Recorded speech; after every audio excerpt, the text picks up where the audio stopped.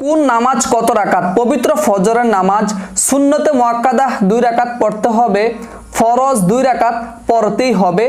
এই হচ্ছে পবিত্র ফজরের নামাজ, মোট 4 রাকাত।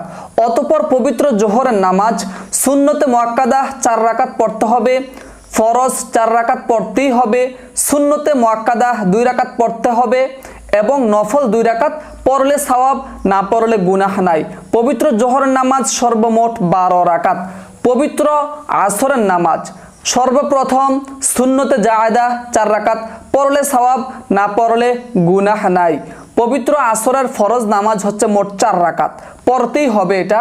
এই হচ্ছে পবিত্র আসরের নামাজ 8 রাকাত। এখন হচ্ছে পবিত্র মাগরিবের নামাজ মোট কত রাকাত? ফরজ 3 রাকাত পড়তেই হবে, সুন্নতে মুআক্কাদা 2 রাকাত পড়তে হবে। অতঃপরে সুন্নত নামাজের পর নফল নামাজ মাত্র 2 রাকাত পড়লে সওয়াব, না পড়লে গুনাহ নাই। পবিত্র মাগরিবের নামাজ সর্বমোট 7 রাকাত। এখন হচ্ছে পবিত্র এশারের নামাজ সুন্নতে জায়েদা 4 রাকাত পড়লে সওয়াব, না পড়লে গুনাহ নাই। অতঃপর ফরজ 4 রাকাত পড়তেই হবে। অতঃপর সুন্নতে মুআক্কাদা 2 রাকাত পড়তে হবে এবং বিতর, যেটাকে আমরা বিতরের নামাজ বলি, 3 রাকাত এটা পড়তেই হবে।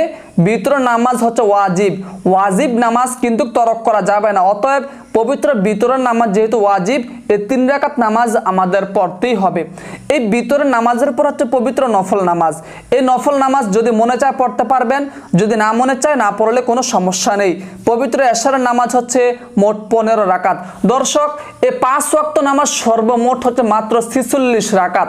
এই 46 রাকাত নামাজের মধ্যে 17 রাকাত ফরজ পড়তেই হবে এবং 12 রাকাত সুন্নত পড়তে হবে। আর বাকি যে 17 রাকাত বাকি রয়েছে সেটা হচ্ছে সুন্নতে জায়েদা ও নফল, পড়লে সওয়াব, না পড়লে গুনাহ নাই।